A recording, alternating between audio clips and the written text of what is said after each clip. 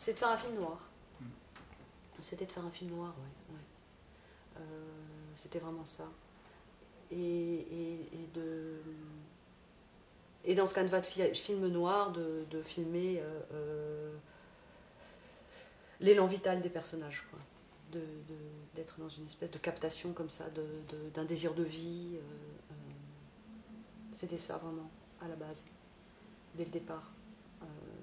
Des personnages qui se demandent... qui ont une force de vie qui est atrophiée au début et qui va se révéler et exploser, quoi, grâce à leur rencontre, quoi, et grâce aux circonstances aussi. Mais oui, à la base, c'était un film noir, c'était assez influencé par le cinéma américain classique, avec un canevas très simple, limpide, quoi. Un homme, une femme se rencontrent, une fuite et une fin tragique, quoi. Enfin, c'est un canevas d'une simplicité, mais totale, quoi. Donc voilà, je voulais une forme simple, je voulais pas des choses de conte ou de... Voilà, comme il y avait eu dans Le Lac et la Rivière, quoi. Quelque chose de très terre à terre, quoi, de très basique, quoi, de presque minimal, quoi. Ah oui, il a beaucoup évolué, ouais. Il a beaucoup évolué. Alors là, ça me demande... J'ai jamais relu les premières versions, parce que bon, la matière évolue de manière incroyable, quoi, quand on écrit un scénario. Surtout moi qui avance toujours par petites touches et qui... je creuse au fur et à mesure, et c'est comme si je dégrossissais un gros tas d'argile comme ça, et que, bon, au début, le tas, j'en fais un truc, et puis ça ressemble à rien, alors je détruis tout, puis je recommence, donc, et petit à petit ça s'affine, et on est arrivé au personnage de Bruno et Isabelle, quoi. Même si le personnage de Bruno était déjà assez... était là assez tôt. En fait, il y a un truc qui se passe, je pense, c'est que tout ce qui relève du genre, de l'action policière, a été quand même amoindri, ou comment dire amoindri, a perdu de son importance pour le film lui-même. Je crois qu'à partir du moment où Guillaume et Florence sont rentrés dans ce film, c'est devenu infiniment plus un film amoureux qu'un film de genre. Très, très régulier. Moi, je sers de sparring partner, c'est-à-dire que je renvoie la balle du fond du court continuellement. À chaque fois qu'il y a une nouvelle proposition, je ne fais que poser des questions, exiger des éclaircissements.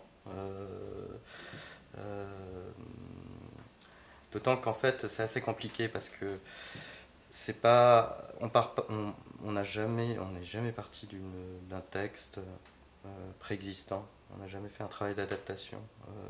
On n'a jamais eu une matière à questionner qui existait. Donc ce qui se passe, c'est que on est totalement ex nihilo. Et à chaque fois qu'on avance une nouvelle chose, il faut vérifier dans le temps si cette chose résiste, si elle tient. Ce qui fait que ça donne nécessairement des écritures très longues, parce que c'est vraiment un acte de création pure.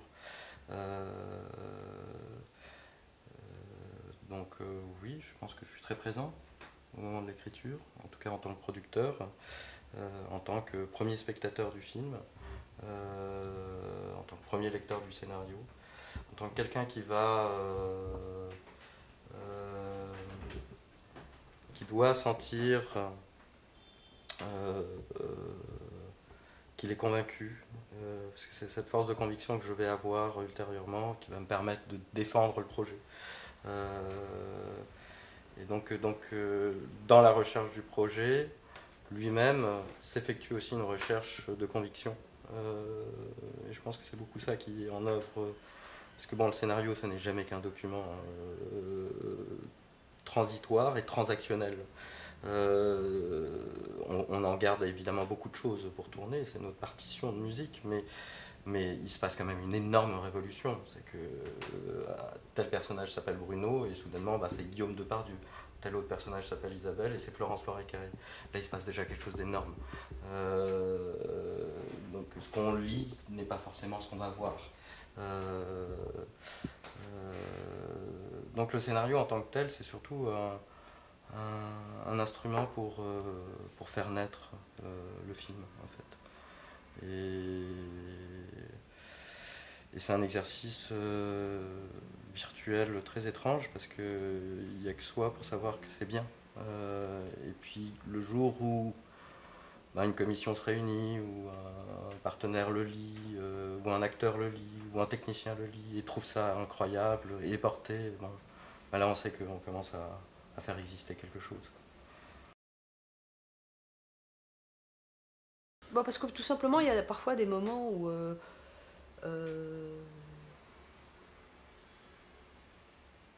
où j'avais besoin de rentrer en dialogue avec quelqu'un qui écrit, et pas seulement avec Michel qui me fait régulièrement des retours comme une personne extérieure et qui ne prend pas part à l'écriture proprement dite, enfin vraiment au travail Je n'exerce de fond, quoi. Aucune tâche de rédaction. Voilà, jamais. Et que c'est étrange, parce que parfois on a des idées de scène, ou on a des intuitions qu'on ne parvient pas à mettre en œuvre soi-même. On a besoin d'être face à quelqu'un et de dire voilà, il faudrait une scène où le personnage fait ça, ou le personnage fait ça, et je sais pas, j'arrive pas à l'écrire, ou j'arrive pas, et là tout d'un coup j'étais face à quelqu'un qui me faisait un certain nombre de propositions, et qui me disait voilà, ça peut être comme ça, ça peut être comme ça, ça peut être comme ça, mais il y avait des choses parfois où je sentais, ou alors j'avais vraiment pas envie de les écrire, ou alors, mais c'était pas parce que j'avais pas envie de les filmer, mais j'avais besoin que quelqu'un le fasse à ma place, quoi. Et souvent c'était assez surprenant, quoi. J'ai commencé à travailler avec une scénariste sans savoir ce que c'était que de travailler avec une scénariste. C'est en commençant à travailler avec elle que j'ai commencé. Enfin, on n'avait pas de méthode, on tâtonnait, quoi. On se disait comment est-ce qu'on va faire. Parce que moi, à part ma relation de travail avec Michel, auparavant, j'ai toujours écrit mes films très très seul, quoi. Comme ça, dans une espèce d'autisme, dans une espèce de... Voilà, là c'était la première fois que j'ouvrais un peu mon univers à quelqu'un. Et il n'y avait pas de schéma préétabli, quoi. C'était vraiment... c'est pour ça que ça prend du temps aussi. C'est que on